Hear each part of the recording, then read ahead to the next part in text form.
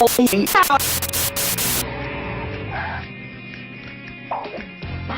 va, partout où il frappe.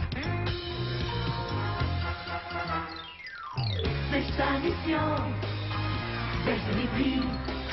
C'est sa mission, les économies. Oui, c'est le champion, gâcher tes prix. Chez Walmart, lorsqu'on paie moins cher, vous payez moins cher. C'est ça, les chutes de prix.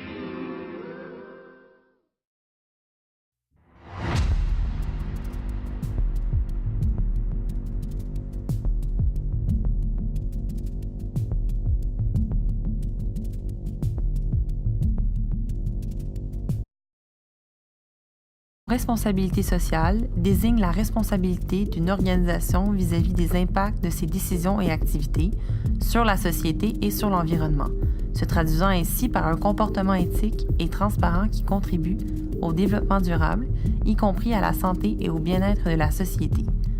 La responsabilité sociale prend en compte les attentes des parties prenantes, respecte les lois en vigueur, tout en étant en cohérence avec les normes internationales de comportement. Ce concept est également intégré dans l'ensemble de l'organisation et mis en œuvre dans ses relations.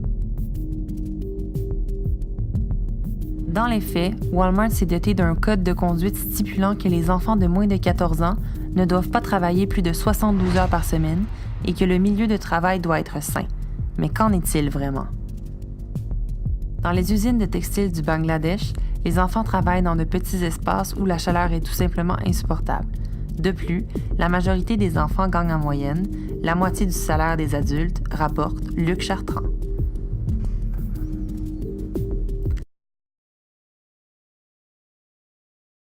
Walmart tente de faire bonne figure en versant des sommes considérables à des organismes ou encore à des villes ayant vécu de réelles tragédies.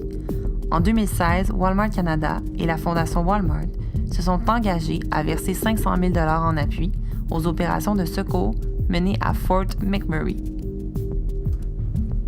Par contre, Walmart désapprouve fortement les syndicats, ce qui ne fait que confirmer que l'entreprise souhaite conserver une emprise totale sur ses employés, majoritairement représentés par des femmes, dans des situations précaires.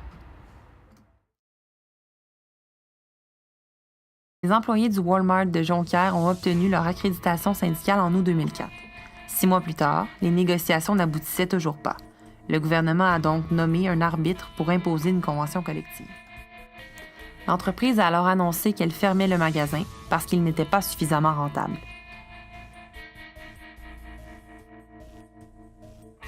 Victimes, c'est ainsi que se sont qualifiés d'ex-employés de la compagnie. Le magasin de Windsor, dans le sud de l'Ontario, a été le premier Walmart à se syndiquer. Les 209 employés ont obtenu leur accréditation syndicale en 1997 grâce à une décision de la Commission des relations de travail.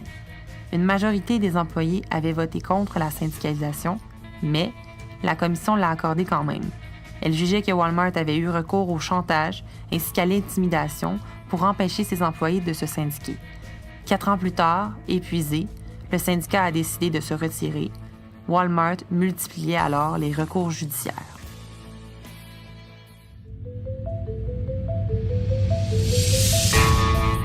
Plusieurs moyens sont mis en place afin d'empêcher les différentes procédures de syndicalisation des employés. En effet, Walmart utilise de multiples stratégies manipulatrices. Parmi celles-ci, on utilise le terme « associé » pour désigner les employés. On leur vante couramment la possibilité d'avancement futur. De plus, pour renforcer le lien d'appartenance au magasin, tous les matins, les employés sont invités à participer au cri de ralliement.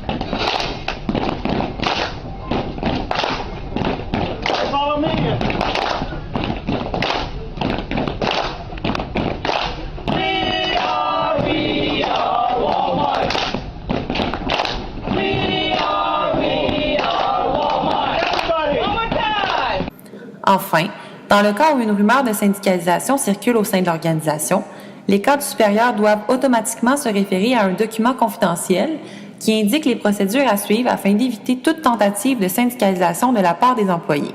Selon la norme ISO 26000, une organisation responsable ne s'oppose pas à la constitution des organisations de travailleurs comme les syndicats, ni au droit des salariés à y adhérer.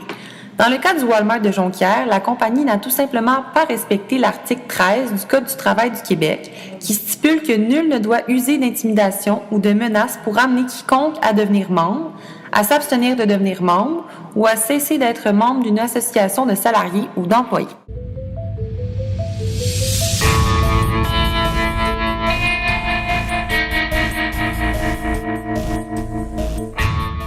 Selon la typologie de Redenbach et Robin, Walmart se classe au stade légaliste. Une organisation légaliste joue principalement sur les zones grises, dans l'objectif de tirer un maximum de profit, tout en combattant les changements potentiels au sein des entreprises. En effet, selon Marie-France Turcotte, professeure titulaire à l'École des sciences de la gestion de l'Université du Québec à Montréal, une organisation légaliste se concentre principalement sur les performances économiques au détriment de l'évaluation. Autrement dit, les multiples externalités visibles dans l'entreprise en question sont dues à une pensée centrée sur le gain monétaire. L'ensemble des actions entreprises par Walmart engendre bien entendu plusieurs externalités négatives. Mais qu'est-ce qu'une externalité? C'est un agent économique qui crée un effet externe lorsqu'il procure à autrui, par son activité, une utilité, un avantage gratuit ou au contraire une désutilité, un dommage sans compensation monétaire. L'effet est externe par rapport au marché et à son système prix. Voici de multiples exemples qui illustrent les externalités négatives engendrées par cette multinationale. La quête infinie du profit mène Walmart à poser des actions aux dépens de l'éthique, de l'environnement et du développement social. Entre 2001 et 2013, aux États-Unis, Walmart procède à la mise à pied de 400 000 employés due à la délocalisation vers la Chine dans l'objectif de maintenir des coûts de production minimales en utilisant une main-d'œuvre meilleur marché. De plus, on observe au sein de l'organisation de mauvaises conditions de travail dont les employés sont sujets. Par exemple, Walmart n'accorde pas d'horaires flexibles à ses employés. L'entreprise préconise des postes de travail atypiques. La compagnie préfère engager des employés à temps partiel afin de ne pas fournir les mêmes avantages qu'aux employés à temps plein, ce qui leur permet d'économiser des sommes d'argent considérables. Ces mesures mènent les employés à se mobiliser, notamment par des manifestations, et ce, particulièrement aux États-Unis. Par ailleurs, les sous-traitants de Walmart font travailler des enfants en bas âge, malgré leur accréditation au WRAP. Enfin, il est évident que Walmart ne répond pas aux attentes préconisées par la responsabilité sociale des entreprises d'ISO 26000 et engendre de multiples externalités négatives. En tant que consommateurs, nous pouvons facilement être trompés par cet effet d'illusion que Walmart propage par le biais de différentes stratégies marketing. Pourtant, en analysant l'envers de la médaille, il est possible de constater que plusieurs failles au sein de l'entreprise préconisent Walmart, un champion de l'illusion, Walmart, un champion de la corruption.